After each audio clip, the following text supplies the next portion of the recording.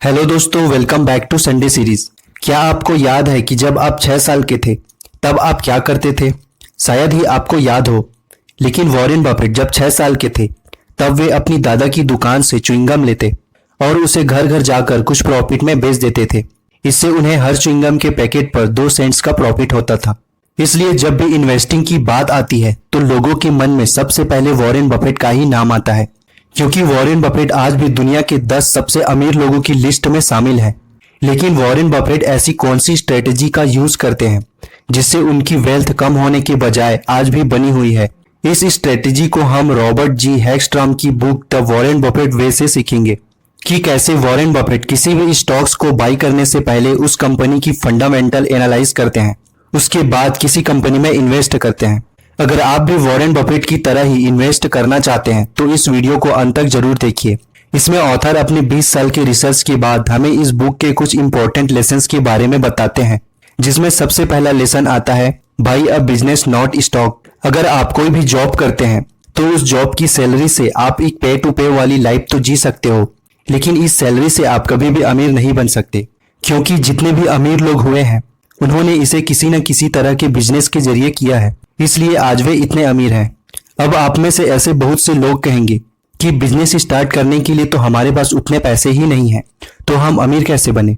Business के लिए भले ही आपके पास पैसे ना हो, लेकिन दूसरों के बिजनेस में इन्वेस्ट करने के लिए आपके पास पैसे जरूर होंगे, क्योंकि इन्वेस्टिंग में ज्यादा पैसों की भी जरूरत नहीं होती और इसे हम बाद में धीरे धीरे करके बढ़ा भी सकते हैं। इसलिए वॉरेन बफेट कहते हैं कि आप जिस भी कंपनी में इन्वेस्ट करते हैं उसमें लॉन्ग टर्म के लिए इन्वेस्ट करें और डे ट्रेडिंग ना करें कि आज पैसे लगाए और कुछ दिन बाद निकाल लिया। च्युइंगम से प्रॉफिट कमाने के बाद उन्होंने थोड़ा और ज्यादा प्रॉफिट कमाना शुरू किया जब वो एक साथ 20 सेंट की कोक अपनी दादा की दुकान से ले लेते और हर एक कोक को 5 सेंट में बेच देते थे। इससे उन्हें 25 सेंट में 5 सेंट का प्रॉफिट होता था। वॉरेन बफेट ने यंग एज में ही डिसाइड कर लिया था कि अगर 35 की एज तक वे $1 मिलियन नहीं कमा पाए तो वो ओमाहा की सबसे ऊंची बिल्डिंग से छलांग मार देंगे। दूसरा लेसन आता है know what you want. Warren Buffett कहते हैं कि अपनी पूरी लाइफ में 8 से 10 स्टॉक से ज्यादा स्टॉक्स ना ही ले तो बढ़िया है, लेकिन वह 10 के 10 स्टॉक्स ऐसे होने चाहिए जिससे हमें ऐसा फील हो कि हम एक्चुअल में उस कंपनी के मालिक से मिले हो और उनके साथ सही एग्रीमेंट पर साइन करके हमने उनके साथ डील की और फिर उन्हें पैसे देकर उस कंपनी के शेयर खरीदे।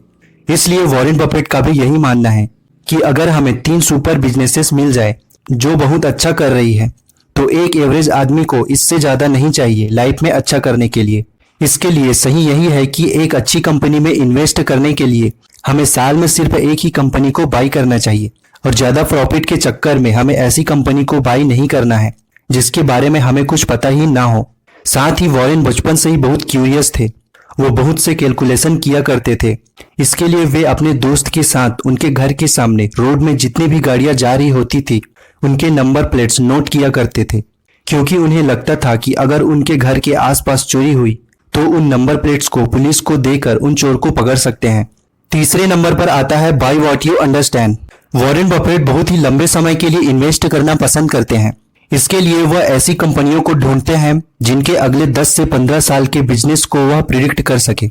उस कंपनी का शेयर 10 से 15 साल बाद कहाँ होगा उसका अंदाजा लगाने के लिए वह उस कंपनी के प्रोडक्ट्स और सर्विसेज पर बहुत ही बारीकी से नजर रखते हैं। वॉरेन बफेट ऐसे किसी भी बिजनेस में पैसा नहीं लगाते जिसे वे अच्छे से समझते नहीं हैं। वे कहते हैं कि don't put all your eggs in one basket, यानी कि अपने सारे अंडे को एक ही बास्केट में नहीं रखना है, क्योंकि अगर एक अंडा खराब हुआ तो वे दूसरे अंडे को भी खराब कर देगा। इसी तरह हमें भी अपने सारे पैसे एक ही कंपनी में इन्वेस्ट नहीं करना है, क्योंकि अगर मार्केट क्रैश हुआ तो आप अपनी पूरी सेविंग खो बैठोगे और दूसरी अच्छी कंपनी में इन्वेस्ट करने के लिए आपके पास पैसे नहीं बचेंगे। इसलिए वॉरेन के इन्वेस्टिंग का पहला रूल है कि नेवर लूज योर मनी और rule number 2 never forget rule number 1। इसलिए वे बिना समझे किसी भी स्टॉक्स को बाई नहीं करते, चाहे वह कंपनी कितना भी बढ़िया क्यों ना हो और वो स्टॉक्स कितने भी सस्ते दाम में क्यों ना मिल रहा हो। वॉरेन उसमें इन्वेस्ट तब तक नहीं करते जब तक वे उस बिजनेस को अच्छे से समझ नहीं लेते।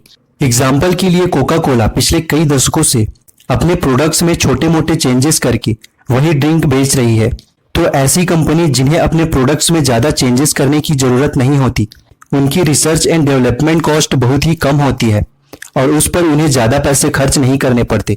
क्योंकि कोका कोला प्रोडक्ट्स को बनाने के लिए उसी मशीन का यूज होता है जिसे उन्हें बार बार बदलने की जरूरत नहीं पड़ती है। इस तरह कोका कोला कंपनी के खर्चे कम हो जाते हैं। ऐसे बिजनेस कम पैसे में आगे बढ़ते रहते हैं और उन्हें ग्रो होने के लिए ज्यादा पैसों की भी जरूरत नहीं लगती। वॉरेन बफेट कहते हैं कि आप जिस भी कंपनी में इन्वेस्ट करने वाले हो, क्या आप जानते हो कि वह किस तरह के प्रोडक्ट्स बनाते हैं, उनका मार्केट में कंपटीशन कितना है और वो किस तरह का सर्विस प्रोवाइड कराते हैं। साथ ही उस कंपनी के पास ऐसा क्या एडवांटेज है जो बाकी की कंपनियों के पास नहीं है। आप जिस भी कंपनी में इन्वेस्ट कर रहे हैं, ऐसी कंपनी का मार्केट में कंपटीशन नहीं के बराबर होना चाहिए और इस तरह की कंपनियों को ढूंढना ज्यादा मुश्किल नहीं होता। अगर आप अपने डेली लाइफ स्टाइल को देखोगे तो आपको ऐसे छोटे मोटे बहुत से प्रोडक्ट्स मिल जाएंगे जिन्हें हम बचपन से काम में लेते आ रहे हैं, जैसे कि हम कौन सा बिस्किट खाते हैं, कौन सा टूथपेस्ट यूज करते हैं और अपने बालों के लिए कौन सा ऑयल यूज करते हैं, एटसेट्रा।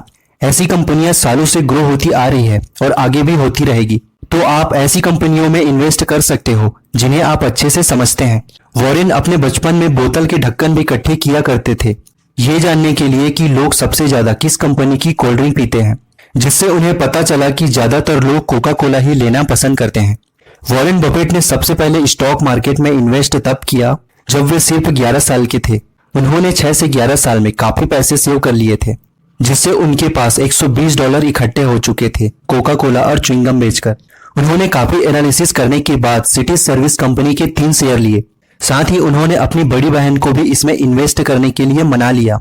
जैसे ही वॉरेन ने इस कंपनी के शेयर्स खरीदे, उसके कुछ दिन बाद ही शेयर्स की वैल्यू कम हो गई। इस पर उनकी बहन उनसे कहती कि तुमने मेरे पैसे डुबो दिए। लेकिन कुछ दिनों के बाद कंपनी का शेयर प्राइस बढ़ गया और वॉरेन ने पैसे तुरंत निकाल लिए और अपने लिए और अपने बहन के लिए $5 का प्रॉफिट बुक किया। लेकिन कुछ और दिनों के बाद सिटी सर्विस कंपनी का शेयर प्राइस $202 का पहुंच गया और वॉरेन ने अपना पहला लेसन सीखा कि बहुत जल्दी शेयर प्राइस से इफेक्ट नहीं होना चाहिए। चौथे नंबर पर आता है trying to time the market. Warren Buffett कहते हैं कि मार्केट में कब इंटर या एग्जिट करना है, ये जानने से अच्छा है कि हम अच्छी बिजनेसेस ढूंढे जो एक्चुअल में ग्रो हो सके, क्योंकि लंबे समय में शेयर्स की ग्रोथ और बिजनेस की ग्रोथ दोनों सेम ही होगी। साथ ही बिजनेस की ग्रोथ के लिए एक अच्छे मैनेजमेंट का होना बहुत जरूरी है, क्योंकि कंपनी का प्रोडक्ट चाहे कितना भी अच्छा हो, अगर मैनेजमेंट सही नहीं है तो वह बिजनेस कभी भी डूब सकता है। इसलिए जो बेस्ट इन्वेस्टर्स होते हैं उनका फोकस होता है कि एक अच्छी बिजनेसेस खरीदना जिनके प्रोडक्ट वाकई में लोगों को चाहिए हो, क्योंकि बिजनेस अगर ग्रो कर रही है तो लॉन्ग रन में शेयर का प्राइस भी बिजनेस के साथ ही ग्रो करेगा। बिजनेसेस के साथ ये भी देखें कि उस कंपनी का डेप्ट कम से कम हो, और कंपनी अगर डेप्ट फ्री है तो और भी अच्छा है। साथ ही ये भी देखें कि कंपनी हर साल कितना प्रॉफिट अर्न कर रही है और उसके पास कितना फ्री कैश फ्लो है। तो जब आप वॉरेन बफेट की तरह इन सब की पूरी जानकारी ले लेते हो तो आपके लिए उस कंपनी में इन्वेस्ट करना आसान हो जाता है। 14 साल की एज में वॉरेन बफेट $1000 इकट्ठा कर चुके थे और वे अपना ज्यादातर टाइम ओमाहा के बेंसन लाइब्रेरी में फाइनेंस से रिलेटेड बुक्स पढ़ना पसंद करते थे। एक दिन उन्हें एक ऐसी बुक मिली जो उनके लिए $1 मिलियन के सपने को पूरा कर सकती थी। उस बुक का नाम था 1000 वेज टू मेक $1000। वॉरेन ने इस बुक से ये सीखा कि मनी कंपाउंड कैसे करती है। उन्होंने अपने दोस्त डैनली के साथ एक सेकेंड हैंड पिनबॉल मशीन ली और उसे बार्बर की शॉप में लगा दिया और बार्बर से कहा कि हम प्रॉफिट शेयर करेंगे। बहुत जल्दी उन दोनों के पास एक से ज्यादा मशीनें हो गई और काफी टाइम के बाद इस बिजनेस को $1200 में बेच दिया और $1200 से 40 एकड़ का एक फार्म नेब्रास्का में खरीदा और एक फार्मर से डील करी कि अगर वो उस फार्म में काम करेगा तो हम प्रॉफिट शेयर करेंगे। वॉरेन को अच्छा लगा कि उन्हें ज्यादा काम नहीं करना पड़ेगा, क्योंकि वे ज्यादा फिजिकल काम नहीं कर पाते थे, और 5 साल बाद उन्होंने इस फार्म को डबल प्राइस में बेच दिया और इन 5 सालों में उन्होंने बहुत प्रॉफिट कमाया।